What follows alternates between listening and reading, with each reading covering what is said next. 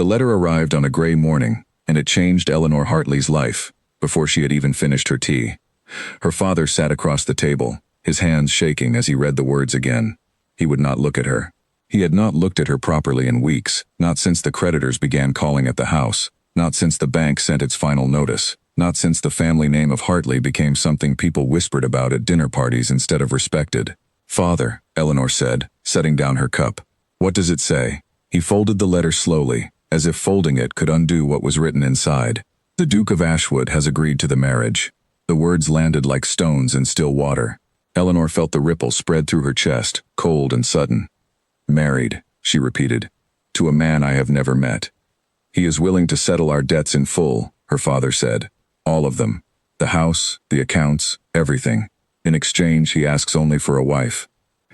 Eleanor stood so quickly her chair scraped against the floor. "You have sold me to a stranger." "I have saved this family," her father said, his voice breaking. "There was no other way. I tried everything, Eleanor. I went to every bank in London. No one would help us. The Duke offered, and I could not refuse him." She wanted to scream. She wanted to run from the room and never come back.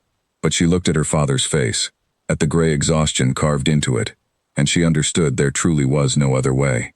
Her younger brother still needed schooling. Her mother's health could not survive the shame of losing their home. The servants who had worked for the family for 20 years would be turned out with nothing. Eleanor pressed her palm flat against the table to steady herself. "When do I meet him?" "Today," her father said. "He is coming this afternoon to sign the contract." The hours between morning and afternoon passed like a fever dream. Eleanor changed her dress twice, then decided it did not matter what she wore to meet a man who was buying her the way one might buy a horse or a piece of land. She sat by the window and watched the drive, waiting for a carriage that would carry away the last of her freedom. It arrived precisely at 3 o'clock. A black carriage, unmarked, pulled by 2 dark horses. No crest, no decoration. Just quiet, controlled wealth that did not need to announce itself. The man who stepped down from it was tall, dressed in unrelieved black, and moved with the kind of stillness that made a room feel smaller the moment he entered it. Eleanor had heard whispers about the Duke of Ashwood before, at gatherings she had attended with her mother. They called him cold. They called him unreadable. Some said he had not smiled since his first wife died 3 years ago, though no one seemed to know exactly what had happened to her, only that the subject was never to be raised in his presence. He was shown into the drawing room, and Eleanor rose to meet him, her spine straight, her chin lifted, refusing to let him see how afraid she was. "Miss Hartley." His voice was low and even, giving nothing away. "Your Grace." He studied her for a moment, and she studied him back. His eyes were a dark, unreadable gray, and there was something guarded in the set of his jaw, something that suggested he had built walls around himself long ago, and had no intention of lowering them for anyone, least of all a woman he was marrying out of obligation. "I imagine your father has explained the terms," he said. "He has explained that you are willing to pay our debts in exchange for a wife," Eleanor said. "He has not explained why." Something flickered across his face, there and gone so quickly she almost missed it. "I require an heir eventually. I do not require affection, and I will not pretend to offer any I do not feel. This marriage will be a practical arrangement, nothing more." Eleanor's chest tightened, but she kept her voice steady. "And what am I to expect from you, Your Grace, in this practical arrangement?" He was quiet for a long moment, and when he spoke again, his voice had changed slightly, something almost careful entering it. "You will have your own rooms, your own allowance. You will want for nothing materially, and I give you my word, here and now, in front of your father, that I will never touch you without your consent. Not on our wedding night, not ever. That choice will always be yours alone." The room went very still. Eleanor had expected many things from this meeting, but not this. Not a promise like that, spoken so plainly, from a man who otherwise seemed made of stone. "You give me your word," she repeated. "I do not break promises," he said. "Whatever else you may hear about me, know that." Her father cleared his throat from the doorway, clearly relieved the conversation had not turned worse. "Shall we discuss the contract then?" The Duke nodded once, and the 2 men moved to the desk in the corner of the room, papers already prepared, waiting only for signatures.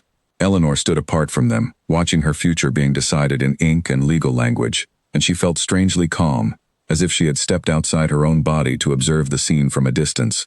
When the papers were signed, the Duke turned back to her. "The wedding will take place in 6 days. My household will send a carriage for you and your belongings the morning after.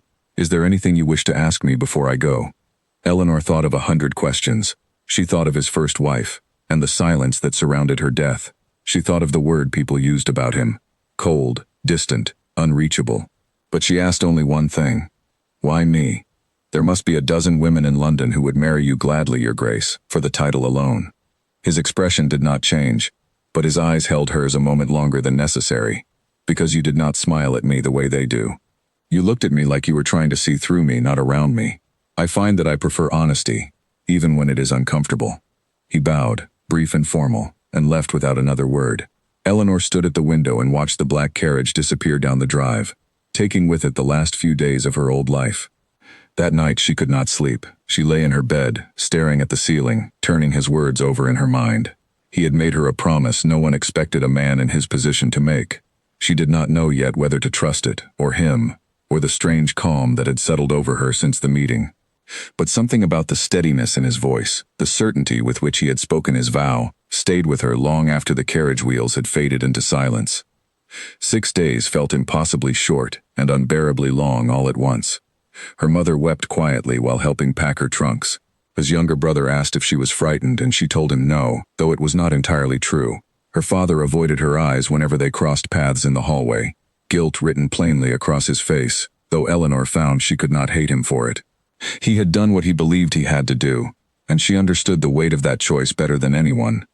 On the morning of the wedding, Eleanor stood before the mirror in a gown that had once belonged to her grandmother, altered to fit her, since there had been no money for anything new.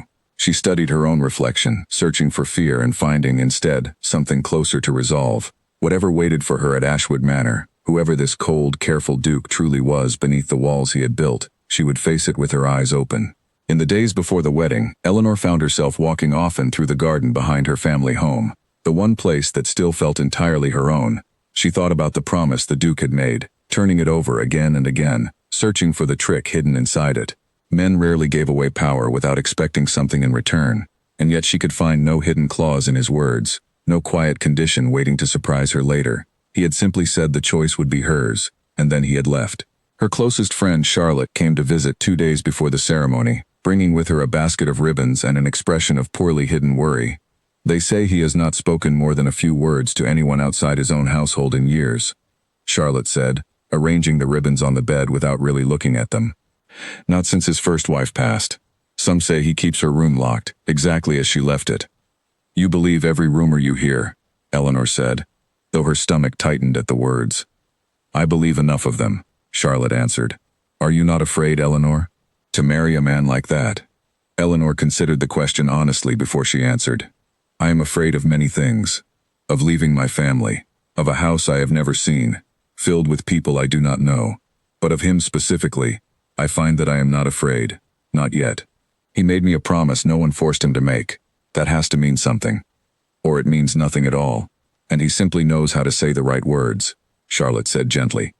Perhaps, Eleanor admitted. I suppose I will learn the truth of it soon enough.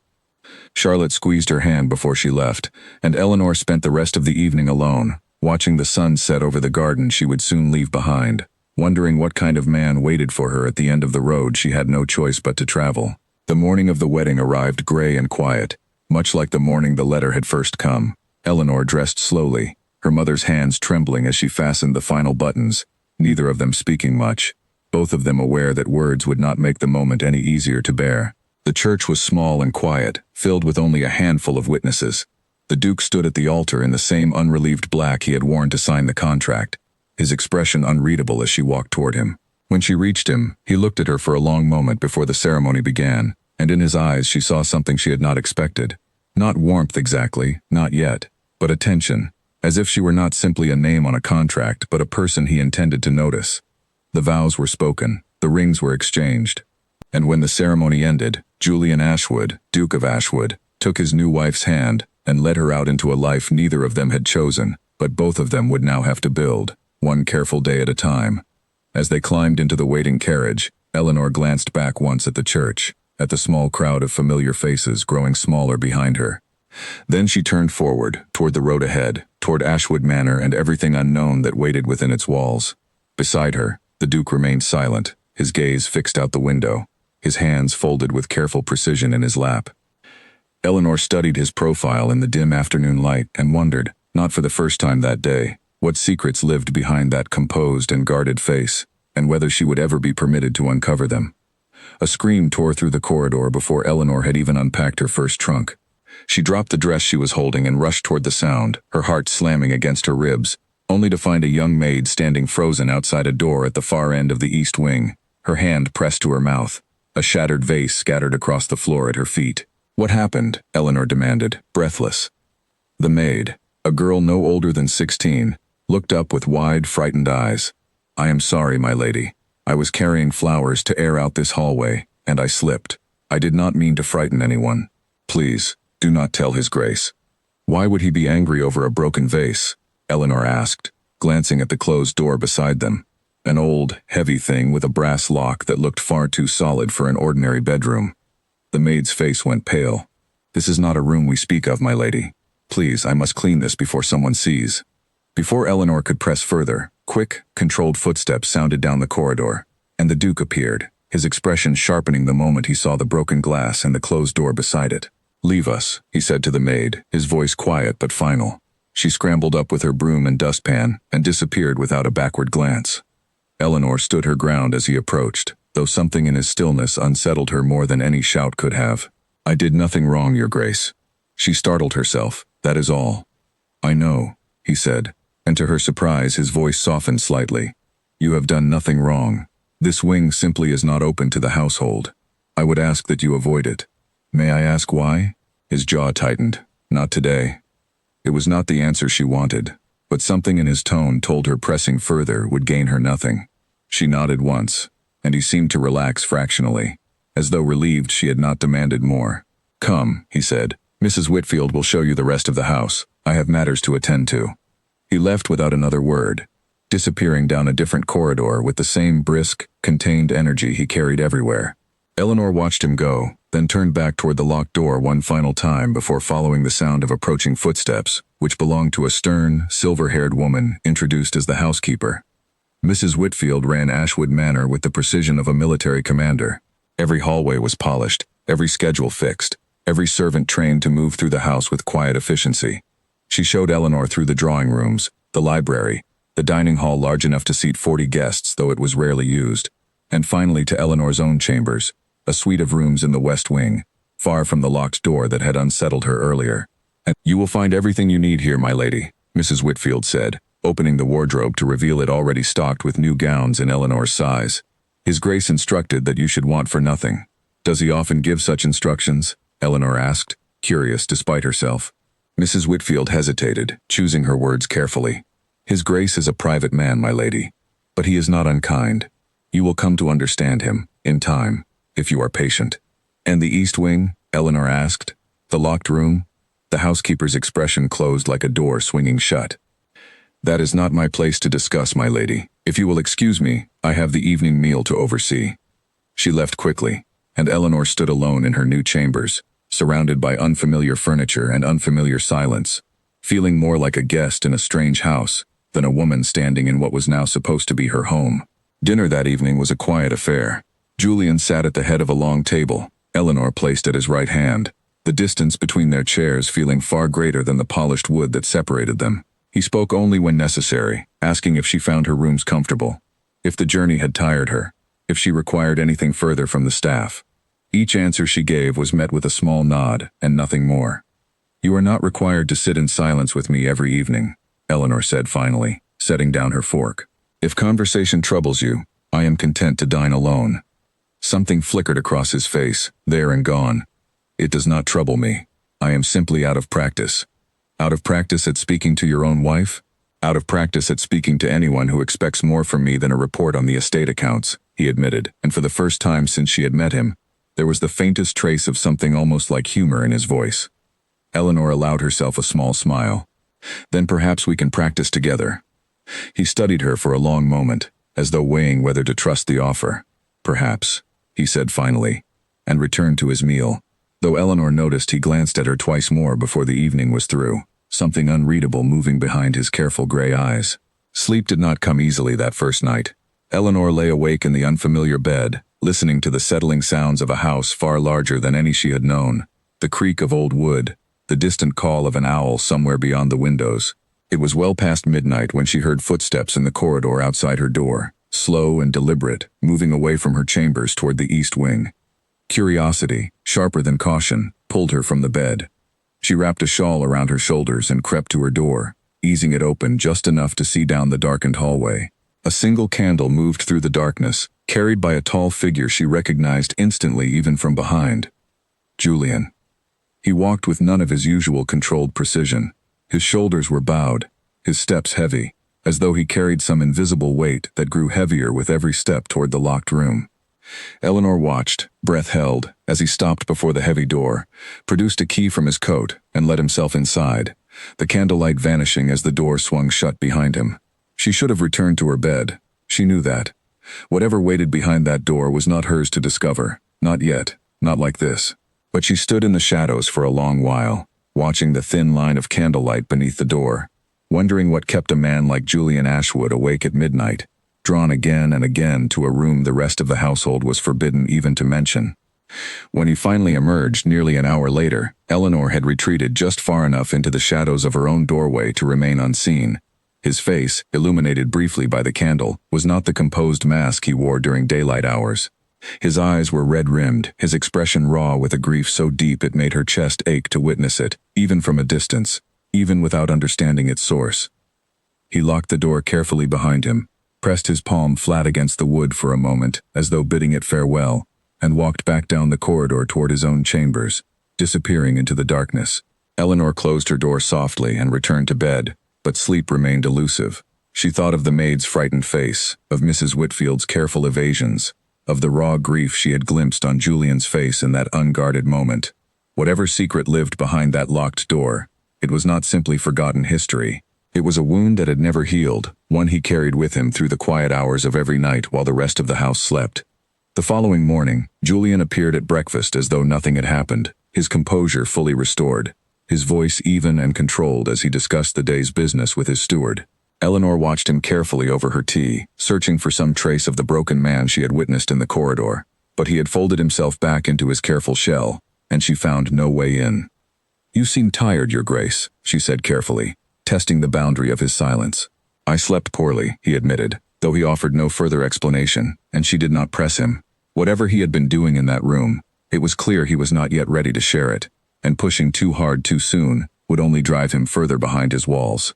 Instead, she asked about the estate, about the tenant farms she had glimpsed from her window, about the village nearby where the church bells had rung the morning after her arrival. Slowly, carefully, he began to answer, and though the conversation remained formal, Eleanor sensed something shifting between them, small and fragile, like the first crack of light through a closed curtain. In the days that followed, Eleanor settled into a routine. She learned the names of the household staff, walked the gardens each morning before the dew had fully lifted, and began, cautiously, to understand the rhythms of Ashwood Manor. She avoided the east wing, as promised, though her curiosity about the locked room never fully faded. And each evening, dinner with Julian grew, by small degrees, less silent than the one before it. On the fifth morning, a visitor arrived unannounced, and the peace of the household shifted at once. Eleanor was in the garden, cutting flowers for the dining table, when she heard the crunch of carriage wheels on the gravel drive, and looked up to see a man she did not recognize step down, dressed in fine clothes that seemed slightly too eager to impress. "You must be the new Duchess," the man said, approaching with a smile that did not quite reach his eyes. "Gerald Ashwood, Julian's cousin."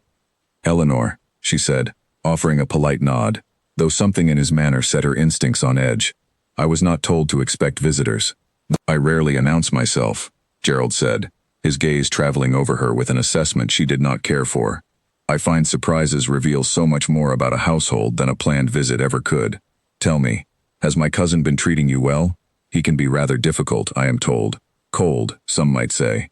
"He has been nothing but respectful," Eleanor said evenly, refusing to give this stranger the satisfaction of a complaint. Gerald's smile widened, though it remained thin. "How fortunate for you. Julian has not always been so restrained with his wives." The words landed like a splinter beneath her skin, small, but sharp. Before Eleanor could respond, footsteps sounded from the house, and Julian appeared on the terrace, his expression hardening the instant he saw his cousin standing in the garden. "Gerald," he said, his voice carrying none of the warmth he had begun to show Eleanor over dinner. "You were not invited." "Must I be invited to visit family?" Gerald asked lightly, though Eleanor noticed how quickly his easy smile faded under Julian's gaze. "I only wish to meet your new bride. She is lovely. You always did have an eye for lovely things, cousin, even if you struggle to keep them." "That is enough," Julian said, his voice low and final. "Eleanor, would you excuse us?" Eleanor retreated toward the house, though she did not go far, lingering near the terrace doors where she could still hear the low, clipped exchange between the two men. She could not make out every word, but she caught enough. Something about an inheritance, something about the estate passing to Gerald should Julian fail to produce an heir, something about time, and how little of it Gerald believed Julian truly had before the family council began to ask questions. By the time Gerald's carriage rolled back down the drive, Julian's composure had returned, though his jaw remained tight, a muscle working beneath the surface of his calm. He found Eleanor waiting in the hallway, and for a moment neither of them spoke. "I apologize for my cousin," he said finally. "He enjoys making people uncomfortable. It is, unfortunately, one of his few genuine talents." "He mentioned your other wives," Eleanor said carefully, watching his face for any reaction, as though there had been more than one. Julian's expression shuddered instantly, the brief warmth she had glimpsed over the past days vanishing behind his old, familiar walls.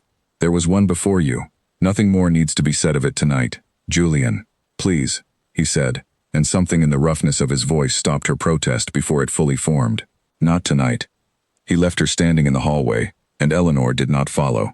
She understood, in that moment, that whatever had happened to his first wife was not a wound that could be forced open before he was ready to face it himself. But Gerald's visit had planted a seed of unease that would not easily be uprooted, a quiet reminder that Ashwood Manor held secrets far older and far heavier than the locked door in the East Wing, and that not everyone in Julian's family wished to see this marriage succeed. That night, dinner passed in near total silence, the fragile ease of the previous days replaced by careful, guarded distance. Eleanor did not push. She simply sat with him, offering her presence without demanding his words, and when the meal ended, Julian looked at her with something like gratitude before retreating to his study for the remainder of the evening.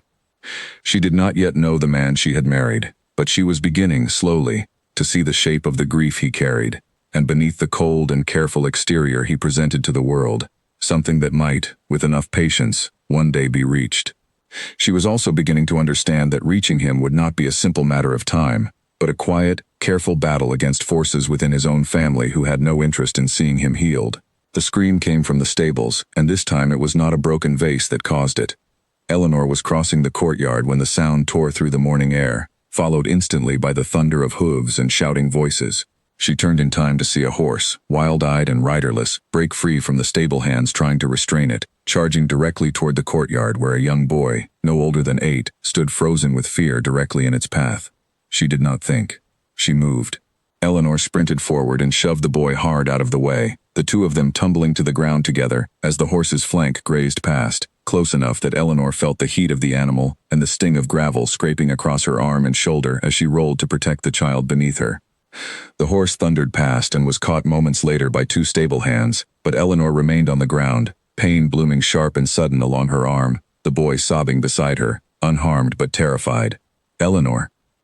Julian's voice cut through the chaos, raw in a way she had never heard from him. He crossed the courtyard faster than she had ever seen him move, dropping to his knees beside her, his hands hovering over her as though afraid to touch her and cause further harm. "I am well," she managed, though the throbbing in her arm suggested otherwise. "The boy, is he hurt?" "He is fine, thanks to you," Julian said, his voice tight with something she could not quite name. "Do not move. Let me see." For the first time since their wedding, he touched her without hesitation, his hands careful but sure as he examined the scrape along her arm, the bruising already forming beneath the torn sleeve of her dress. His jaw was tight, his eyes darker than she had ever seen them. "It looks worse than it is," Eleanor said, trying to ease the tension gathering in his shoulders. "You could have been trampled," he said, and there was something almost accusatory in his voice. Though she understood now it was fear, not anger, driving the words. "You should not have run toward a wild horse. I could not simply watch a child be hurt when I was close enough to stop it," Eleanor said. "You would have done the same." Something shifted in his expression, an argument dying before it fully formed. He lifted her carefully into his arms, ignoring her protest that she could walk, and carried her into the house himself, refusing to hand her off to any of the servants who rushed forward to help. He carried her all the way to her chambers and set her gently on the bed, his hands lingering a moment longer than necessary before he stepped back. "I will send for the physician," he said. "It is only a scrape, Julian. I do not need a physician for a scrape." "I will send for the physician," he repeated, and the raw edge in his voice told her this was not a point he intended to concede. The physician confirmed what Eleanor already knew, that the injury was minor, requiring only a clean bandage and rest, but Julian remained in the room throughout the examination, standing near the window with his arms crossed, watching every movement of the physician's hands as though he did not fully trust anyone else to care for her properly. When the physician left, an uncomfortable silence settled between them. Eleanor sat propped against her pillows, her arm freshly bandaged, watching Julian pace slowly near the window, his usual stillness entirely abandoned. "You are angry with me," she said finally. "I am not angry," he said, though his voice remained tight. "I am."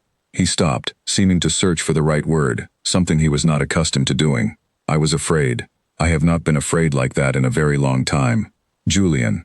She said his name softly, and he finally turned to look at her directly. "Tell me about her. Your first wife. I think I need to understand, if we are to build anything real between us." For a long moment, she thought he would retreat again, fold himself back into silence the way he always did whenever the subject arose. But something in the fear he had just experienced, watching her nearly trampled in the courtyard, seemed to have loosened something in him that had been locked tight for years. He sat slowly in the chair beside her bed, his hands clasped between his knees, his eyes fixed on some point on the floor rather than on her face. Her name was Margaret. "We married young, both of us barely more than children ourselves, though we were fond of each other, in the way young people often are. She was riding, 3 years ago, on a road I had told her a dozen times was unsafe after heavy rain. I was away in London that week, attending to business I believed more important than accompanying her home. Her horse lost its footing on the wet ground. She was thrown." Eleanor's chest tightened, understanding dawning even before he finished the story. "She died." "Not immediately," Julian said, his voice low and controlled, though Eleanor could hear the effort it cost him to keep it that way. 2 days later, I sat beside her bed for both of them, and I could do nothing but watch her fade, knowing I had not been there when it happened, knowing that if I had simply come home when she asked me to, I might have prevented it entirely. "You could not have known," Eleanor said gently. "I have told myself that every day for 3 years," he said. "It has never once made the guilt lighter. Her room, the one in the East Wing, I have not been able to bring myself to change it, or clear it, or let anyone else inside.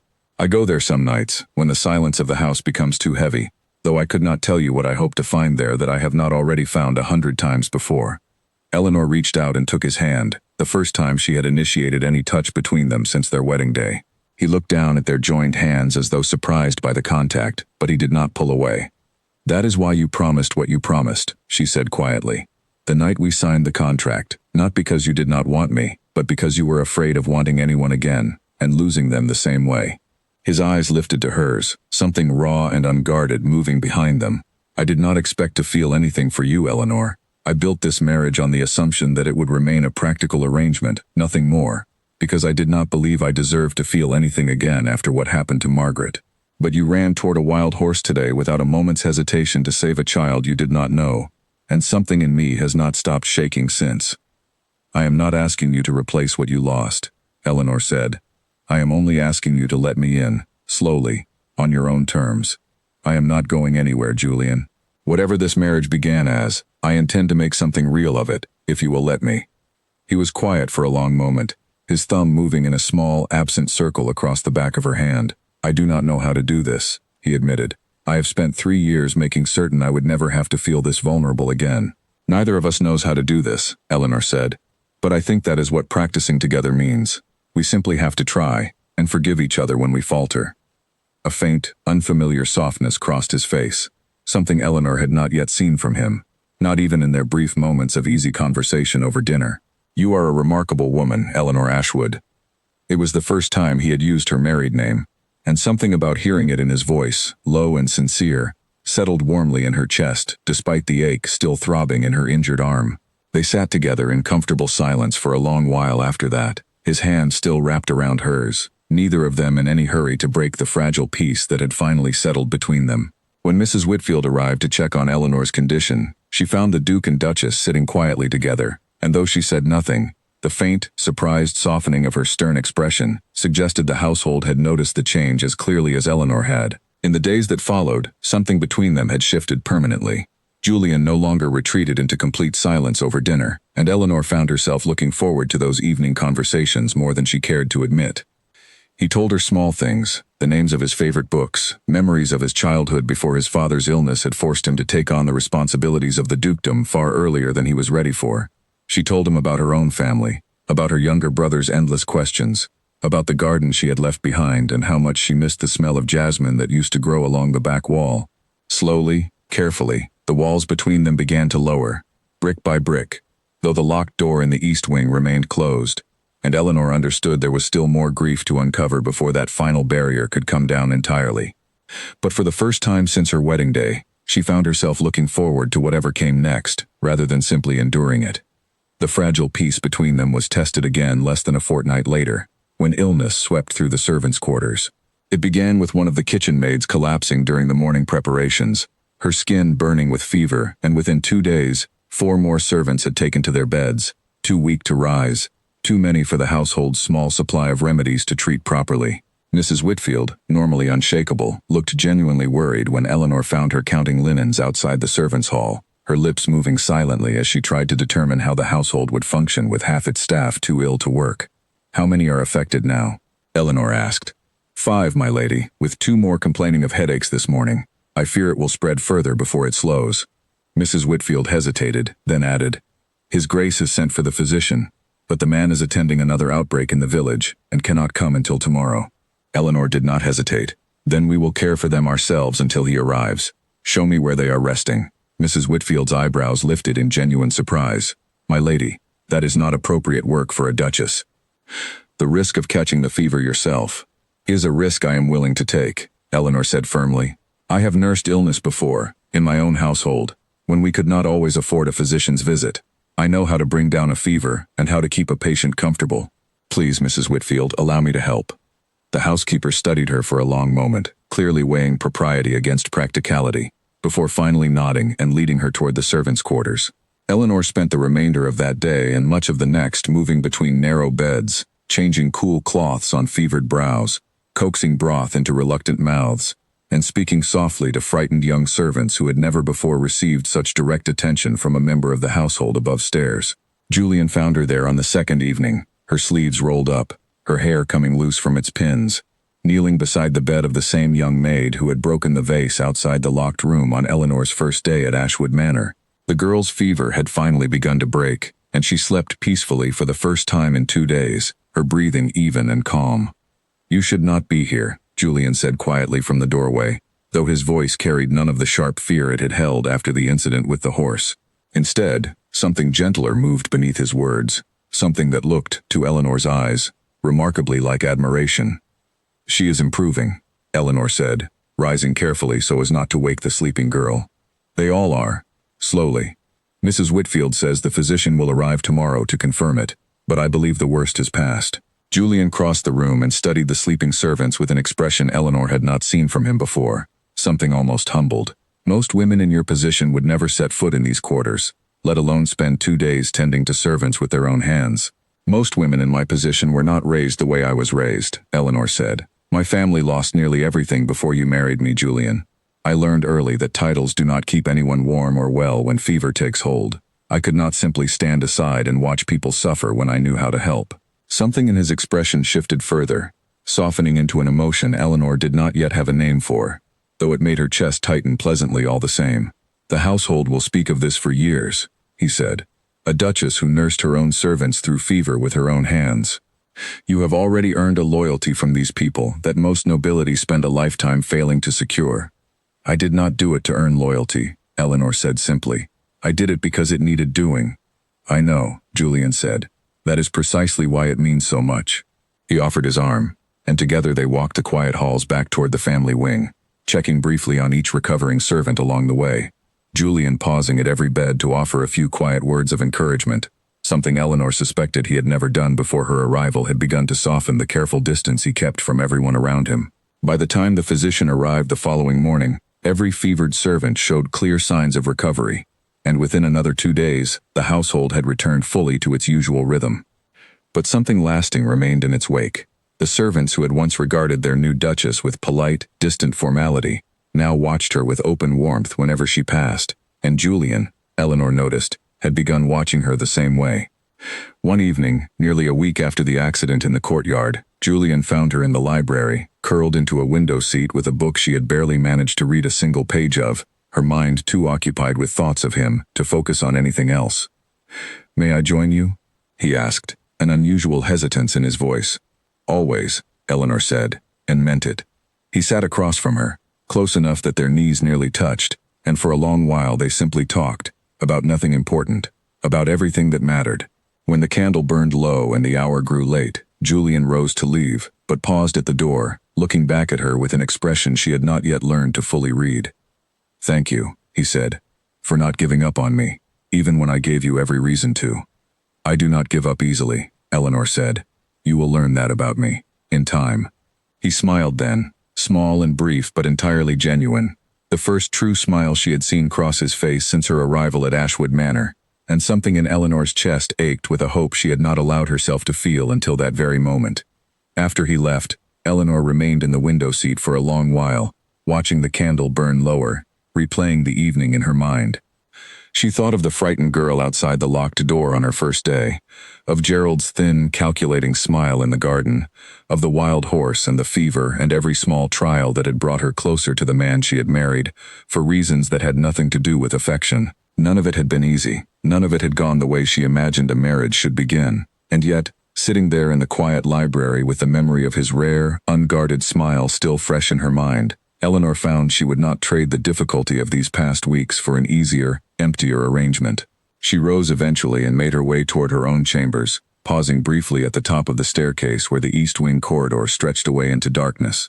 The locked door remained where it always had, patient and silent, guarding whatever grief still waited inside. She did not go toward it that night.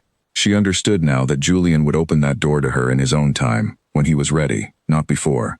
For now, it was enough to know that the walls between them were beginning to come down elsewhere, one honest conversation at a time, one small act of trust building carefully upon the last. As she settled into bed, Eleanor allowed herself, for the first time since the letter had arrived on that gray morning weeks ago, to imagine a future at Ashwood Manor that might hold more than obligation and quiet endurance. She imagined warmth. She imagined laughter shared over dinner instead of careful silence. She imagined a man who had once promised never to touch her without her consent slowly, gently, earning the right to be trusted with far more than he had ever asked for. It was only a beginning, fragile and uncertain, but it was a beginning all the same, and Eleanor drifted to sleep that night with something close to hope settled quietly in her chest. A key turned in the lock, and Eleanor froze at the top of the staircase, certain she had imagined the sound until Julian's voice called softly from the east wing corridor. "Eleanor, come." She had never heard him say those words in that tone before, quiet and unguarded, stripped of the careful control he wore like armor most hours of the day. She crossed the corridor slowly, her heart beating fast, and found him standing before the heavy door of the forbidden room, the key already turned, the door standing open a few inches into darkness. "Are you certain?" she asked. "No," he admitted, "but I find I would rather show you than continue hiding it. Some things become heavier the longer they are carried alone." He pushed the door open fully, and Eleanor stepped inside behind him. The room was exactly as a bedroom might look if its occupant had simply stepped out for a moment and never returned. A hairbrush lay on the vanity beside a small collection of ribbons. A shawl was draped across the back of a chair. The bed was made, though the coverlet had faded slightly with 3 years of undisturbed sunlight through the curtains Julian had clearly never thought to close. "I could not bring myself to change anything," Julian said quietly, moving to stand beside the window. "For the first year, I told myself I was not ready. By the second year, I had convinced myself that clearing it would be a kind of betrayal, as though forgetting the smallest details of her would mean I had stopped caring altogether. By the third year, I simply did not know how to stop." Eleanor moved slowly through the room, careful not to disturb anything, though she found herself drawn to a small portrait resting on the writing desk, a young woman with kind eyes and a gentle smile, dressed in the fashion of several years past. She was lovely, Eleanor said softly.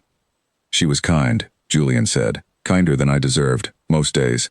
We were friends before we were husband and wife, arranged together as children the way so many of our class are, but we grew genuinely fond of each other. I did not love her the way poets describe love, not at first, but I came to care for her deeply, and when she died, I believed I had lost my only chance at happiness. I built walls after that, Eleanor, higher and thicker than any I had known before, because I could not survive losing someone I loved a second time. And now? Eleanor asked carefully. Julian turned from the window to face her fully, his gray eyes steady despite the vulnerability written plainly across his features. Now I find those walls crumbling regardless of how carefully I built them, and I am no longer certain I wish to stop them from falling. The words settled between them, quiet and enormous, and Eleanor felt her own chest tighten with an emotion she had not allowed herself to name until that very moment. Before she could respond, however, a soft knock sounded at the open door, and Mrs. Whitfield appeared, her expression apologetic. "Forgive the interruption, Your Grace, my lady. A visitor has arrived, asking for the Duchess by name. He says he is an old family friend, a Mr. Edmund Hale." Eleanor's stomach dropped. She had not heard that name spoken aloud in weeks, had not expected to hear it again at all, certainly not inside these walls. "Edmund Hale," Julian repeated, watching her face carefully. "You know this man?" "He courted me, briefly, before my father's debts became public," Eleanor admitted. "I had not expected to see him again." Something guarded returned to Julian's expression, though he kept his voice level. "Shall I send him away?" Eleanor considered the question, though some instinct told her that avoiding Edmund entirely might only invite more difficult questions later. "No. I would rather understand why he has come, and be done with whatever business brings him here." They found Edmund waiting in the drawing room, dressed with the same careful elegance Eleanor remembered from years before, though something in his expression had sharpened since she had last seen him, a calculation behind his polite smile that had not been there previously. "Eleanor," he said warmly, bowing slightly. "You look well. Marriage suits you." "Edmund," she said, keeping her tone carefully neutral. "This is an unexpected visit. I happened to be in the area on business, and thought it would be rude not to call upon an old acquaintance," he said smoothly, though his eyes flicked briefly toward Julian standing silently near the door, assessing him the way one might assess a rival across a negotiating table. "What business precisely?" Julian asked, his voice cool and even. Edmund's smile did not waver. "Financial matters, Your Grace. I understand your father-in-law's debts were substantial before your marriage settled them. I happen to hold some knowledge of exactly how substantial and to whom those debts were originally owed, before certain arrangements were made to consolidate them." Eleanor felt a chill move through her. "What are you suggesting?" "Only that your marriage may have been arranged with more history behind it than you realize, Eleanor," Edmund said, his tone light but pointed. "Your father's original debt, before the Duke's generous intervention, was owed in part to the Duke's own family. A debt from many years ago, related to a business venture between your grandfather and the previous Duke of Ashwood. I wonder if you were ever told that this marriage was not entirely a matter of Julian's spontaneous generosity, but perhaps something closer to a settlement of old family accounts." The room went very still. Eleanor turned to Julian, searching his face for denial, but found instead a carefully controlled stillness that told her Edmund's words held at least some measure of truth. "Is this true?" she asked quietly. Julian's jaw tightened. "There was an old debt between our families, yes, dating back to my grandfather's time. When your father's difficulties became known to me, I recognized the connection immediately. It was not the only reason I offered for the marriage, Eleanor, but I will not pretend it played no part in my initial decision." "You should have told me," Eleanor said, hurt threading through her voice despite her effort to remain composed. "I know," Julian admitted. "I intended to. Eventually, when the timing felt right. I see now there was no right timing that would have made the truth easier to hear." Edmund watched this exchange with poorly concealed satisfaction, and Eleanor's earlier hurt sharpened suddenly into suspicion directed at him rather than at Julian. "Why have you truly come here today, Edmund? You did not travel this distance simply to deliver old family history out of concern for my feelings." Edmund's smile finally faltered slightly, the mask slipping just enough for Eleanor to glimpse something colder beneath it. "Perhaps I simply believe you deserve better than a marriage built on old debts and family obligation, Eleanor. Perhaps I still remember what we once discussed, before your father's misfortune interrupted our own understanding." "There was no understanding between us, Edmund," Eleanor said firmly. "There was polite courtship that ended before it truly began. Nothing more." "As you say," Edmund replied, though his tone suggested he did not fully believe her, or did not wish to. He rose to leave, offering a final bow toward them both. "I will not intrude further on your happiness, Your Grace, my lady. Though should circumstances ever change, Eleanor, know that my regard for you has not diminished with time." He left without waiting for a response, and the silence he left behind felt heavier than any words might have. Eleanor turned to Julian, still processing the revelation about the old family debt, still uncertain how much of her marriage had truly been built on genuine intention versus old obligation finally coming due.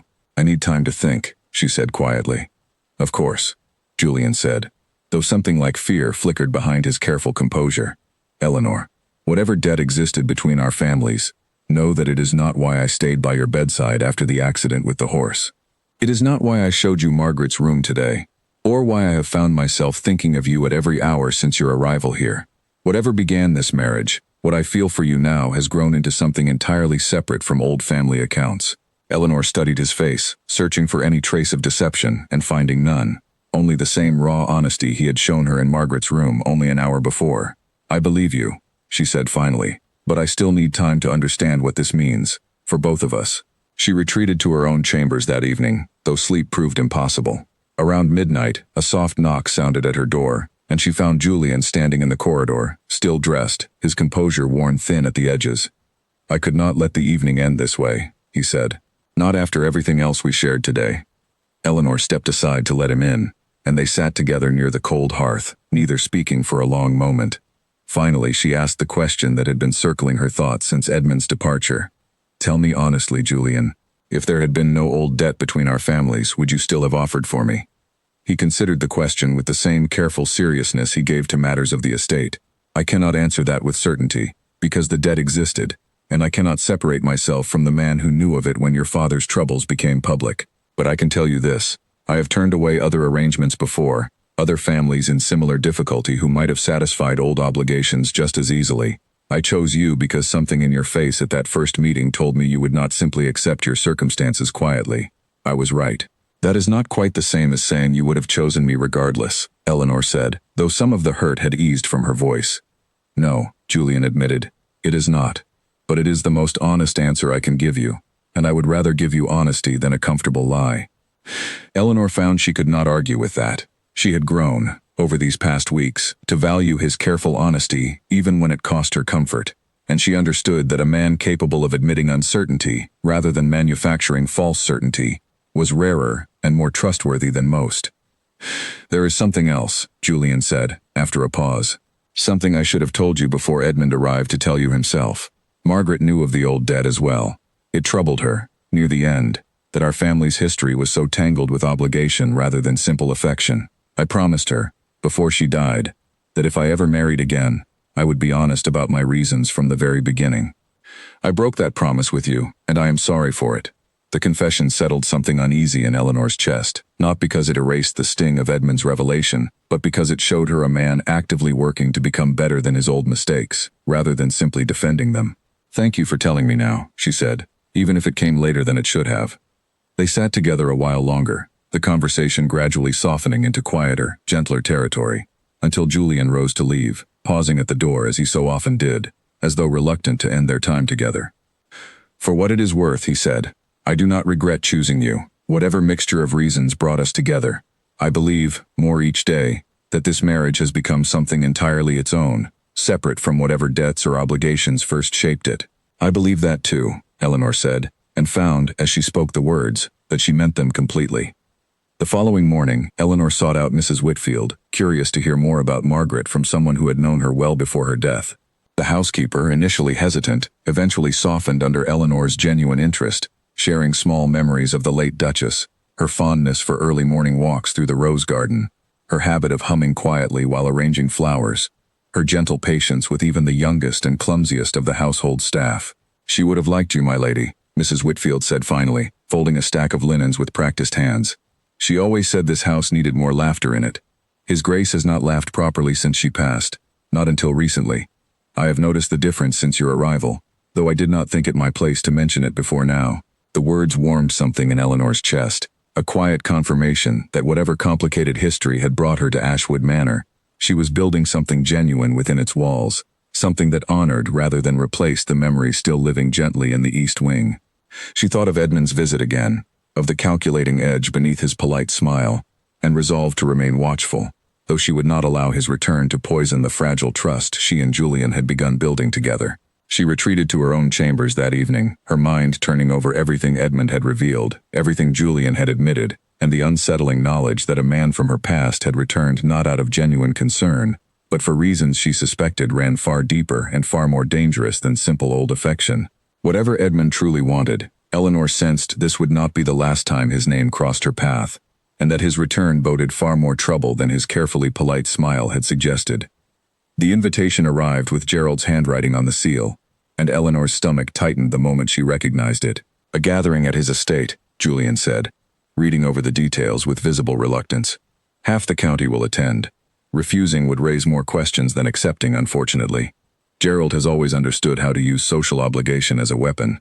"Then we accept," Eleanor said, though unease settled heavily in her chest. Since Gerald's visit weeks earlier, she had not forgotten the sharp calculation behind his polite smile, nor the low, urgent conversation about inheritance and time that she had overheard on the terrace. Whatever Gerald was planning, she suspected this gathering was not simply a social nicety. In the days before the gathering, Julian grew quieter than usual, spending long hours in his study with his steward, poring over documents Eleanor did not fully understand, but recognized as estate records and old family papers. She found him there one evening, candlelight throwing long shadows across stacks of ledgers, his expression drawn with concentration. "What are you looking for?" she asked, settling into the chair across from his desk. "Answers," Julian said, not looking up immediately. "Gerald has grown bolder these past months than I have seen him in years. He has always resented that the title passed to me rather than to his branch of the family, a decision made 3 generations ago that he has never fully accepted. But this recent boldness feels different, more desperate." "Desperate how?" Eleanor asked. Julian finally looked up, rubbing a hand across his tired eyes. "My steward tells me Gerald's own estate has fallen into significant debt these past 2 years, poor investments mostly, and expenses that outpaced his income considerably. If something were to happen to prevent me from producing an heir, Gerald stands to inherit the Ashwood title and everything attached to it. I suspect his sudden interest in our marriage's stability, or lack thereof, has considerably less to do with old family pride and considerably more to do with his own mounting financial troubles." The revelation settled uneasily in Eleanor's chest. "You believe he wishes to see our marriage fail specifically so he might inherit?" "I believe it is possible," Julian said carefully. "I have no proof, only suspicion built from his behavior and the timing of his sudden reappearance in our lives, which is precisely why I hesitate to accept his invitation at all. A man that desperate is rarely predictable, and I would rather protect you from whatever games he intends to play than walk you directly into them." "I am not afraid of Gerald," Eleanor said, though she recognized the concern beneath Julian's caution and appreciated it all the same. "Whatever he intends, I would rather face it directly than spend the evening wondering what scheme unfolds behind our backs while we remain safely at home." Julian studied her for a long moment, something like pride mixing with his lingering worry. "You are far braver than most women I have known, Eleanor. I only ask that you remain close to me throughout the evening, and trust that whatever Gerald attempts, I will not allow him to harm you. Not while I have any power to prevent it." "I trust you," Eleanor said simply, and found, as she spoke the words, that she meant them entirely. The distance and careful formality that had once defined their marriage felt impossibly distant now, replaced by something steadier and far more genuine, built slowly across weeks of small honesty and shared difficulty. They spent the remainder of that evening together in the study, Julian finally setting aside his ledgers to simply talk with her, sharing old memories of childhood summers spent at Ashwood Manor before the weight of the dukedom had settled fully onto his shoulders. Eleanor listened, treasuring these small glimpses into the boy he had once been before grief and duty had carved him into the careful, controlled man she had first met in her family's drawing room weeks earlier. The evening of the event arrived clear and cold, the grand hall of Gerald's estate filled with candlelight, and the low murmur of London's finest families exchanging careful pleasantries. Eleanor walked beside Julian with her chin lifted, determined not to let Gerald's presence unsettle her composure, though she felt his gaze upon her the moment they entered the room, sharp and assessing. "Duchess Eleanor," Gerald said, approaching with his usual thin smile as soon as the initial greetings had settled. "How lovely you look this evening. Marriage to my cousin has clearly agreed with you, despite everything." "Despite what, precisely?" Eleanor asked, refusing to let the barbed comment pass unanswered. Gerald's smile widened slightly, though his eyes remained cold. "Despite the rather unusual circumstances of your union, of course. Old debts settled through marriage rather than coin. Some might call it practical. Others might call it something rather less flattering.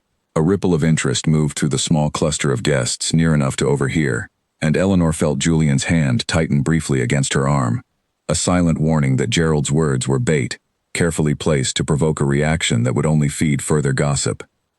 "Our marriage is our own affair, Gerald," Julian said evenly. "I would advise against making it yours." "I only speak what half this room already whispers, cousin," Gerald said lightly, though his gaze never left Eleanor's face. "Tell me, Duchess, do you find it troubling, knowing your husband's affections may be motivated less by genuine regard than by the settling of old family accounts? I understand Mr. Hale paid you a visit recently, sharing rather illuminating details about the true nature of your arrangement." Eleanor's blood ran cold. Gerald knew about Edmund's visit, which meant either Edmund had spoken of it to others, or Gerald had his own sources within Ashwood Manor feeding him information, neither possibility comforting. "I know precisely how my marriage began, Gerald," Eleanor said, keeping her voice steady despite the anger building beneath her composure. "I also know precisely what it has become since, which is considerably more than you seem capable of understanding, given how eagerly you circle this family waiting for it to fail." A few surprised murmurs rippled through the nearby guests, some clearly delighted by the unexpected sharpness of the new Duchess's response. Gerald's smile flickered, just slightly, before he recovered his composure. "Sharp-tongued, this one," he said, glancing toward Julian. "I begin to understand the appeal, cousin, whatever her family's circumstances might be." "That is quite enough," Julian said, his voice dropping to something low and dangerous that Eleanor had not heard from him before. "You have had your amusement for the evening, Gerald. I would suggest finding another target for your entertainment before I lose what little patience I have remaining for your games." Gerald raised his hands in mock surrender, though his eyes gleamed with something that told Eleanor this confrontation had unfolded exactly as he intended. Of course. I meant no offense." A toast, then, to the happy couple, and to family debts finally settled after so many years. He raised his glass, and though several guests followed the gesture out of pure social obligation, Eleanor could see the seed Gerald had planted taking root in the curious, assessing glances now turning her way throughout the hall. Whatever fragile reputation she had begun building as Ashwood's new Duchess, Gerald had just done considerable damage to it in a matter of minutes, and she suspected he had only just begun. The rest of the evening passed in a blur of careful smiles and whispered conversations that fell silent whenever Eleanor drew near. She recognized the particular cruelty of it, not open hostility she could confront directly, but a slow, creeping exclusion that left her standing at the edges of conversations, watching curious eyes track her every movement, weighing the truth of Gerald's insinuations against whatever they observed. Near the end of the evening, as guests began gathering their coats and calling for carriages, a cluster of women Eleanor barely recognized stood near the entrance, their voices pitched just loud enough to carry. "They say her father sold her outright to settle his debts," one woman murmured, not troubling herself to lower her voice sufficiently. "Poor thing, married for nothing more than an old family account finally coming due." "I heard the Duke barely speaks to her," another added, cold as ever that one. "I doubt she will last the year before he tires of the arrangement entirely." Eleanor felt heat rise to her cheeks, humiliation and anger warring for dominance in her chest. She had endured much since her wedding day, but standing in a room full of strangers discussing her marriage as though she were a curiosity rather than a person struck a different kind of pain entirely, one that threatened to crack the careful composure she had maintained all evening. Before she could retreat somewhere private to collect herself, Julian appeared at her side, his expression harder than she had ever seen it, his voice carrying clearly across the hall as he addressed the room at large. "I find myself needing to correct a number of misunderstandings before this evening concludes," he said, and the low murmur of conversation died instantly as every head in the hall turned toward him. "My wife did not simply settle an old debt between our families. She saved a child's life without a moment's hesitation, throwing herself into the path of a runaway horse when every servant present froze in fear. She spent 2 days and nights nursing fevered servants back to health with her own hands, work most of you would consider beneath your notice. She has shown more genuine courage and compassion within these past weeks than I have witnessed from anyone in this room across an entire lifetime of social gatherings." The hall remained utterly silent, every eye fixed on the Duke, whose usual careful reserve had entirely fallen away, replaced by something fierce and unguarded that Eleanor had glimpsed only in private moments between them until now. "Whatever circumstances brought this marriage into being," Julian continued, his voice steady and clear, "know that my regard for my wife is genuine, and grows stronger with each day I am fortunate enough to know her. Anyone who wishes to continue speaking of her as though she were merely a settlement of old accounts is welcome to say so directly to my face, rather than whispering behind gloved hands like cowards. No one spoke. Gerald, standing near the fireplace, had gone visibly pale, his earlier satisfaction curdling into something closer to alarm as he realized how completely his scheme had backfired. Julian turned to Eleanor, his expression softening entirely as he took her hand in front of the assembled guests. "Shall we take our leave? I find I have said everything I came here to say." Eleanor nodded, unable to speak past the emotion tightening her throat, and allowed him to lead her from the hall, past the silent, watching crowd, out into the cold night air where their carriage waited. Neither of them spoke until the carriage had pulled well away from Gerald's estate, the lights of the grand hall shrinking behind them into darkness. Finally, Eleanor turned to Julian, tears she had refused to shed inside the hall now threatening to spill freely. "Thank you," she said softly, "for defending me, for meaning every word of it." "I meant it more than I have meant anything in a very long time," Julian said, reaching across the carriage to take her hand once more. "Eleanor, I have spent 3 years believing myself incapable of feeling anything as deeply as I felt watching you nurse those servants, or standing in that hall tonight listening to strangers speak carelessly of a woman I have come to care for more than I ever expected to care for anyone again. I do not know precisely when it happened, but I love you, Eleanor. Not out of obligation, not because of any old debt between our families, but because of exactly who you are." The words settled over Eleanor like warmth after a long, bitter cold.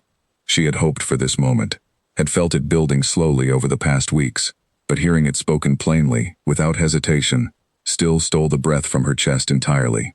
"I love you as well, Julian," she said, her voice steady despite the tears finally falling freely down her cheeks. "I did not expect to, not when I first stood in that drawing room, listening to you speak of practical arrangements and nothing more.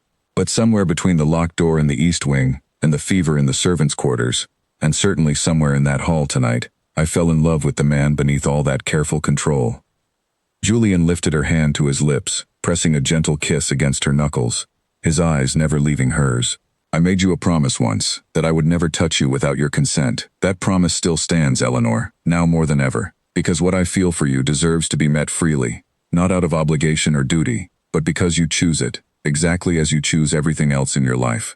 Eleanor felt her heart swell with something she had not allowed herself to fully imagine until this very moment. A future built not on old debts or careful arrangements, but on genuine, freely given love. "Then know this, Julian. Whatever choice remains mine to make, I am no longer uncertain of it. I choose you. I have chosen you for weeks now, in every quiet moment we have shared, though I did not yet have the courage to say so plainly until tonight." The carriage rolled on through the darkness toward Ashwood Manor, and though Gerald's scheme had cast a long shadow over the evening's beginning, it had ended instead in something neither of them had expected when they first set out that night. A declaration honest and unguarded, finally spoken aloud between two people who had begun their marriage as strangers bound by obligation, and were ending this particular evening as two people genuinely, deeply in love. When they arrived home, Julian did not immediately retire but instead led Eleanor back toward his study, the earlier ledgers still spread across his desk exactly as he had left them. "I do not wish to end this night on thoughts of Gerald," he admitted, "but I think it wise we speak plainly about what comes next. He will not simply accept tonight's humiliation quietly. A man that desperate, cornered publicly the way he was, becomes more dangerous, not less." "What do you propose?" Eleanor asked, settling into the chair across from him once more. "I intend to have my steward examine Gerald's financial dealings more closely," Julian said. "If his debts run as deep as I suspect, he may have already taken risks with money that was never entirely his to risk. Men in desperate circumstances rarely limit their desperation to whispered rumors alone. I would rather uncover whatever he is truly planning before he has the chance to act on it fully." "And if you find nothing?" Eleanor asked. "Then we remain watchful," Julian said, "and continue building whatever life we choose to build together, refusing to let his bitterness dictate the terms of our happiness." Eleanor reached across the desk and took his hand, grateful beyond words for a husband who met uncertainty with careful resolve rather than fear. "Whatever comes, Julian, I would rather face it standing beside you than safely apart from it." "As would I," Julian said, lifting her hand to press a gentle kiss against her palm. "Whatever Gerald intends, I do not believe he anticipated the two of us standing united against him. That, I suspect, may prove his greatest miscalculation of all." They remained together in the quiet study a while longer, the earlier fear and humiliation of the evening slowly giving way to something steadier, a shared determination that whatever trouble Gerald intended to bring upon them, They would face it together, as true partners rather than strangers bound merely by circumstance. When Eleanor finally retired to bed that night, she carried with her not fear of what waited ahead, but a quiet, steady confidence that the love she and Julian had built together, hard-won across weeks of honesty and difficulty, was strong enough to withstand whatever Gerald's desperation still had in store for them. Yet even as warmth settled between them, Eleanor could not entirely shake the memory of Gerald's pale, alarmed expression as Julian's words had turned the room against him. A man like Gerald, humiliated so publicly and so thoroughly, would not simply retreat quietly into obscurity. Whatever scheme had driven him to plant those rumors in the first place, Eleanor suspected the true danger from her husband's cousin had only just begun, and that tonight's public defeat would only sharpen his determination to see their marriage fail by whatever means remained available to him. The steward burst into the study without knocking, a stack of papers clutched in his trembling hands, and Eleanor knew instantly that whatever he had discovered, it was far worse than they had anticipated. "Your Grace," he said, breathless from hurrying through the halls, "I have found something. Forgive the intrusion, but I believed you would wish to see this immediately." Julian rose from his desk, exchanging a quick glance with Eleanor, before crossing the room to examine the documents the steward had brought. Eleanor watched his expression darken as he read, his jaw tightening with each passing moment. "What is it?" she asked, unable to bear the silence any longer. "Forged documents," Julian said grimly, setting the papers down on the desk for Eleanor to see. "Gerald has been attempting to establish legal grounds to challenge the succession, claiming irregularities in our marriage contract that would render it invalid. He has fabricated evidence suggesting your father's original debt was never legally transferred to my family, which he intends to use to argue that the marriage settlement itself was built on false pretenses." Eleanor's stomach turned as she studied the documents, recognizing immediately the careful, deliberate construction of a lie meant to look exactly like truth. If this succeeded, what would happen to our marriage? "It would not dissolve the marriage itself," Julian explained, "but it would call into serious question the legitimacy of the debt settlement, potentially forcing us into lengthy and public legal proceedings that could drag on for years, damaging both our reputation and the estate's finances considerably. I suspect that is precisely Gerald's intention, not to end our marriage outright, but to bleed us slowly enough that the strain eventually accomplishes what public humiliation alone could not." "He truly hates you that much," Eleanor said quietly, still struggling to comprehend the depth of Gerald's scheming. "I do not believe hatred drives him nearly as much as desperation," Julian said.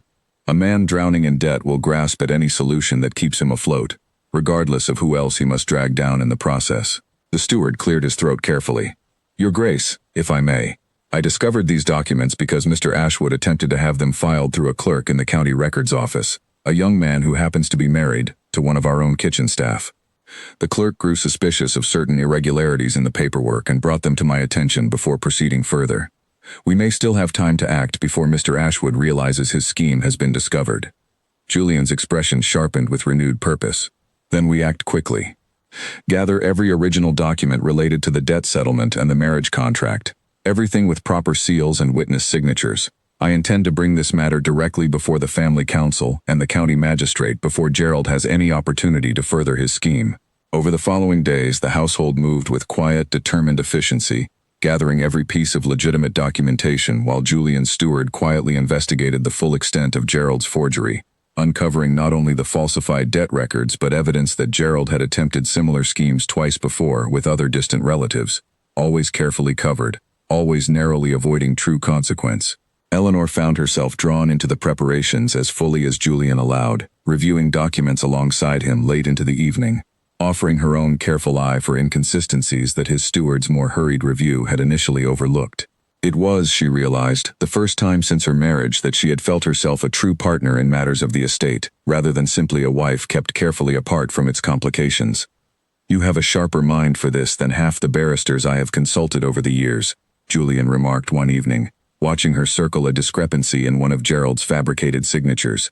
"My father's failing business taught me to read contracts carefully," Eleanor said, though warmth spread through her chest at the genuine admiration in his voice. "I learned early what happens to families who sign documents without understanding every line." The family council was convened within the week, a gathering of Ashwood relatives and legal representatives assembled in the Great Hall, the same room where Gerald had once attempted to humiliate Eleanor before an audience of curious strangers. This time, however, Gerald arrived confident and composed. clearly unaware that his scheme had already unraveled before he had the chance to fully deploy it. "Cousin," he said smoothly, taking his seat near the head of the long table. "I understand you have called this council rather urgently. I do hope nothing troubling has arisen." "Something troubling has indeed arisen," Julian said, his voice calm and controlled despite the tension Eleanor could sense coiled beneath his composure. He gestured to his steward, who stepped forward and laid the forged documents on the table before the assembled council members. "It has come to my attention that certain documents purporting to challenge the legitimacy of my marriage settlement have been fabricated and submitted through improper channels to the county records office." Gerald's face went pale, though he attempted, briefly, to maintain his composure. "I have no knowledge of such documents." "The clerk who received them identified you by name, Gerald," Julian said, "as did 2 other witnesses within the records office who observed you delivering them personally. I would also draw the council's attention to 2 similar incidents from previous years, both involving distant relatives whose inheritances you contested using remarkably similar methods, both conveniently settled quietly, before facing full legal scrutiny." The room erupted into low, urgent murmurs as council members exchanged alarmed glances, several reaching for the documents to examine them more closely. Gerald's composure finally cracked entirely, his earlier confidence dissolving into something closer to panic. "You do not understand the pressure I have been under," he said, his voice rising. "My own estate is drowning in debt, Julian. Debt you have never had to face, protected as you always have been by the family fortune that should rightfully have included my branch of the family, far more generously than it has." "That is not an excuse for forgery and deceit," one of the older council members said sharply, an elderly relative Eleanor recognized from earlier gatherings, his voice carrying the weight of long-standing family authority. "Whatever grievances you hold regarding the succession, Gerald, this council will not tolerate fraud committed against a fellow family member, regardless of the circumstances driving it." The council deliberated for the better part of an hour, examining the evidence thoroughly, while Gerald sat increasingly pale and silent at the table's edge, his earlier bravado entirely extinguished. When the decision finally came, it arrived swift and unforgiving. Gerald was to be formally removed from the line of succession entirely, his conduct reported to the county magistrate for further legal consequence, and any future claim he might attempt against the Ashwood estate declared permanently void. As the council dispersed, Gerald approached Julian one final time, his earlier arrogance replaced by something closer to genuine desperation. "Julian, please. Whatever you think of me now, we are still family." "You made your choices, Gerald," Julian said, his voice steady but not unkind. "I am sorry for whatever difficulties drove you to this point, truly. But I cannot and will not allow those difficulties to threaten my wife or my household further. I would suggest using whatever remains of your standing to settle your own debts honestly, rather than seeking to settle them through my ruin." Gerald left without further argument, his shoulders bowed with the weight of consequences he could no longer avoid, and Eleanor felt, despite everything, a small measure of genuine pity for a man whose desperation had driven him to such lengths, even as she recognized the necessity of the council's decision. 2 days later, a final piece of unfinished business arrived at the manor's door in the form of Edmund Hale, his earlier polished confidence noticeably diminished as he stood in the entrance hall waiting to be received. Eleanor met him alone in the drawing room, having asked Julian to allow her this conversation without his presence, a request he had granted with quiet trust rather than hesitation. "I heard what happened with Gerald," Edmund said without preamble. "The whole county is speaking of it. I confess, I did not expect matters to unfold quite so dramatically when I paid my visit here weeks ago." "Why are you truly here, Edmund?" Eleanor asked, tired of the careful games he seemed to favor. Edmund studied her for a long moment, before something like genuine honesty finally crossed his features. "I suppose I hoped, foolishly, that revealing the old debt between your families might create enough doubt to draw you back toward me. I convinced myself I still cared for you, Eleanor, though I recognize now it was closer to wounded pride than genuine affection. Watching you these past weeks, hearing how thoroughly you have built a life here, I understand finally that whatever chance I once believed I had was never truly real to begin with." "It was not," Eleanor said, though not unkindly. "I am grateful for the courtship we once shared, Edmund, brief as it was. But my life is here now, with Julian, built on a foundation far sturdier than anything old rumors or old debts could shake loose." Edmund nodded slowly, something like genuine acceptance settling over his features for the first time since his arrival. "Then I wish you happiness, Eleanor, truly. I will not trouble you or your husband further." He left quietly, without the calculated charm he had carried on his previous visit, and Eleanor watched his carriage disappear down the drive with a small, final sense of closure. The last lingering shadow of her old life, finally released, to make room entirely for the new one she had chosen. She found Julian waiting near the study when she returned, his expression carefully neutral, though she could sense the question he was too considerate to ask directly. "It is finished," she told him simply. He understands now that whatever he once hoped for was never truly possible. Julian's shoulders eased visibly with relief he had been too proud to fully show. "Thank you for trusting me enough to face that conversation on your own terms. You have trusted me with far more difficult truths than that," Eleanor said, thinking of Margaret's room, of the old family debt, of every careful confession he had shared with her since her arrival at Ashwood Manor. It seemed only fair to return that trust in kind. That evening, with the household finally settling back into its familiar quiet rhythms, Julian found Eleanor in the garden, standing near the roses Mrs. Whitfield had once mentioned Margaret loved to tend. The evening air was cool and still, the last light of sunset fading gently behind the manor's stone walls. "It is finished, then," Eleanor said as he approached. "Truly finished." "Truly finished," Julian confirmed, coming to stand beside her. "No more schemes, no more forged documents, no more shadows hanging over our marriage, from either old debts or Gerald's desperation. Whatever remains ahead of us now, Eleanor, is entirely our own to build." Eleanor turned to face him fully, her heart full with everything they had endured together across these past weeks, from the cold formality of their first meeting to this quiet, hard-won peace standing among Margaret's roses. "I find I am ready to build it, Julian. Whatever comes next." He reached for her hand, his expression softer than she had ever seen it. All traces of the guarded, careful Duke she had first married, entirely dissolved into something open and unguarded. "There is something I wish to ask you, though I recognize the strangeness of asking it now, after everything else this day has held." "Ask me," Eleanor said softly. "I know we are already married," Julian said, a faint, uncertain smile touching his lips. "And I know the promise I made you on our wedding day still stands, exactly as it always has. But I find myself wanting to ask you properly, as though we were beginning entirely anew, free of old debts and old grief and everything else that once stood between us. Eleanor, will you choose me? Not out of obligation, not out of family duty, but simply because you wish to spend your life beside me, exactly as I wish to spend mine beside you." Tears gathered in Eleanor's eyes, though she smiled through them entirely. "I choose you, Julian. I have chosen you for weeks now, and I will choose you again tomorrow and every day after that for as long as you will have me." He drew her close then, his hand rising gently to cup her cheek, waiting, as he always had, for her to close the final distance between them herself. Eleanor did, rising onto her toes to meet him fully. The kiss they shared beneath the fading evening light, carrying within it every promise they had built together across the difficult, uncertain weeks since their wedding day. No longer strangers bound by obligation, but two people who had chosen each other freely, completely, and without reservation. In the days that followed, the east wing of Ashwood Manor was finally reopened in full. Together, Julian and Eleanor moved gently through Margaret's old chambers, carefully packing away what needed to be preserved with quiet reverence, and clearing space for something new to grow in its place. Julian spoke of Margaret more freely now, sharing memories with a lightness that had been entirely absent before, no longer burdened by guilt he had carried alone for 3 long years, but able instead to honor her memory as a beloved chapter of his life, rather than an unhealed wound he dared not touch.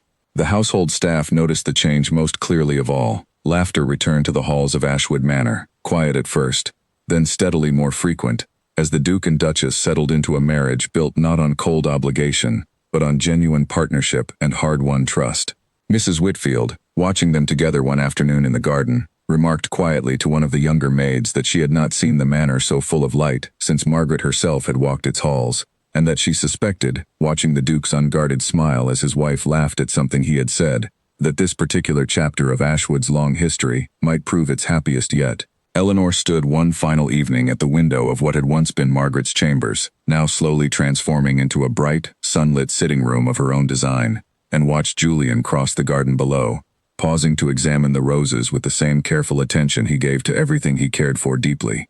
She thought of the frightened, uncertain woman who had first arrived at Ashwood Manor weeks earlier, bound by a contract she had never chosen, married to a man she had believed entirely unreachable behind his careful walls of grief and control. That woman felt impossibly distant now, replaced by someone steadier. Someone who had learned that trust, patience, and honest courage could slowly dismantle even the highest walls a wounded heart might build. Julian looked up and caught her watching him, and the smile that crossed his face, warm and entirely unguarded, held within it every promise of the life they had chosen to build together, freely, completely, and on terms both of them had finally, truly chosen for themselves. She thought, too, of her own family, of her father's guilt-worn face on the morning the letter first arrived, of the fear that had gripped her heart on the long carriage ride toward a stranger's house and a stranger's name. She wrote to them often now, sharing small joys rather than careful reassurances, and her father's most recent letter had carried, for the first time in years, a lightness she recognized from her childhood, before debt and worry had settled so heavily upon him. Whatever pain had brought her to Ashwood Manor, she understood now that it had led her, eventually, to something she would not trade for any easier or more conventional beginning. Julian made his way up through the garden and found her at the window, and rather than speaking, he simply reached for her hand and drew her down the stairs and out into the cool evening air, walking together among the roses without any particular destination in mind, content simply to be beside one another, as the last light faded gently from the sky. Ashwood Manor stood quiet and warm behind them, no longer a house of locked doors and unspoken grief, but a home built, finally, on honesty, patience, and a love neither of them had expected to find, yet both of them now held closely, gratefully, and without a single remaining reservation. A carriage horn sounded in the distance, and Eleanor pressed a hand to her rounded stomach, smiling at the small, insistent kick that answered from within. A year had passed since the evening in the rose garden when Julian had asked her, properly, to choose him, and Ashwood Manor had transformed considerably in that time. The East Wing, once shrouded in silence and grief, now rang with quiet activity, its rooms slowly repurposed into bright, welcoming spaces that honored the past without remaining trapped inside it. Margaret's portrait still hung in the sitting room that had once been her chamber, but it hung now among newer paintings, newer memories, part of the manor's history rather than its unhealed wound. "You should be resting," Julian said, appearing in the doorway of the small parlor where Eleanor had settled with a book she had not managed to read a single page of, too distracted by the gentle movements of the child growing within her.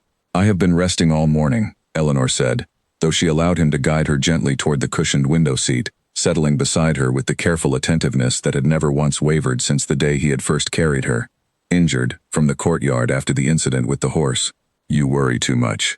"I have earned the right to worry," Julian said, though warmth softened the words entirely. "After everything we have faced together, I find I am rather protective of the life we have built." Much had changed since the confrontation with Gerald and the council's swift, decisive judgment against him. Gerald had left the county entirely within months, his reputation too damaged to maintain any standing among the families who had once tolerated his schemes out of respect for the Ashwood name alone. Word occasionally reached them of his circumstances, humbled considerably, working now in some minor capacity for a distant relation who had taken pity on him. Though Julian rarely spoke of his cousin anymore, the old wound finally scarred over rather than raw. Edmund Hale had married within the year as well, a match Eleanor heard of through mutual acquaintances, a pairing that seemed, by all accounts, perfectly suited to both parties involved. She wished him well genuinely, grateful that the final threads of her old life had woven themselves into peaceful, separate conclusions, rather than lingering complications. The household staff, too, had settled into a warmth Eleanor had not imagined possible on that first tense day of her arrival, when a broken vase and a locked door had greeted her, instead of any welcome. Mrs. Whitfield ran the manor with the same precision as ever, though her stern expression softened considerably whenever Eleanor entered a room, a quiet fondness having grown steadily between them over the past year. The young maid who had once dropped her flowers in fright outside Margaret's door now served as Eleanor's personal attendant, her earlier nervousness replaced entirely by cheerful, capable confidence. "Do you remember," Eleanor said, resting her head against Julian's shoulder as the afternoon light filtered warmly through the window, "the first meeting we ever had? You stood in my father's drawing room and promised me you would never touch me without my consent, as though that alone might make everything easier to bear." "I remember," Julian said, pressing a gentle kiss to the top of her head. "I meant it entirely, though I could not have known then how completely that promise would come to define everything that followed. I built a wall of careful distance around myself for 3 years, Eleanor, certain I could never again risk the vulnerability that comes with truly loving someone. That promise was as much a protection for myself as it was a gift to you." "And now?" Eleanor asked, though she already knew his answer, having heard some variation of it whispered between them countless times over the past year. "Now I find myself grateful every single day that you refused to let that wall remain standing," Julian said. "You saw past my careful control from the very first moment, Eleanor. when you asked me why I had chosen you rather than simply accepting the arrangement quietly. No one had asked me a question like that in years. No one had looked at me the way you did, as though genuinely curious about the man hiding behind the title. Eleanor smiled, memory warming her chest as thoroughly as the afternoon sunlight. I was terrified that day, though I hope I did not show it too plainly. You showed nothing but quiet strength, Julian said. It was, I believe, the precise moment I first began to fall in love with you, though it would take considerably longer before either of us admitted it aloud. They sat together in comfortable silence for a while, watching the garden beyond the window. The same roses Margaret had once tended, now cared for jointly by Eleanor and the household gardener. A small tribute to the woman whose memory no longer haunted the manor's halls, but rested instead as a gentle, honored presence within them. The physician arrived later that afternoon for Eleanor's regular examination, confirming what both of them already suspected from the increasingly frequent movements Eleanor felt throughout each day, that the child would likely arrive within the coming weeks rather than months. Julian's carefully controlled composure cracked slightly at the news, a rare flash of open nervousness crossing his features, before he caught himself, and drew Eleanor gently into his arms instead. "Are you frightened?" Eleanor asked quietly, understanding immediately the source of his sudden tension. "A little," Julian admitted, his voice low. "I lost Margaret to circumstances I could not control, Eleanor. And though I know childbirth and a riding accident are different dangers entirely, I find old fears do not always listen to reason." "I am not going anywhere," Eleanor said firmly, taking his face gently between her hands. "You will not lose me, Julian. We have built too much together for me to simply let it slip away now." He nodded, though the worry remained visible behind his eyes, and Eleanor understood that healing, even after a full year of genuine happiness, did not always arrive completely or permanently. Some fears required patience and reassurance offered again and again, and she found she did not mind offering it, not when the man asking for it had given her, in turn, an entire life rebuilt from the careful ruins of obligation and grief. 3 weeks later, on a bright autumn morning, Eleanor gave birth to a healthy daughter, her cries filling the halls of Ashwood Manor with a sound the old house had not heard in generations. Julian remained at her bedside throughout, refusing every suggestion that he retire to the study to wait as tradition dictated, his hand clasped tightly around hers through every difficult hour, until finally, exhausted and radiant, Eleanor held their daughter for the first time. "She has your eyes," Eleanor said softly, studying the small, solemn face already regarding the world with quiet, careful attention.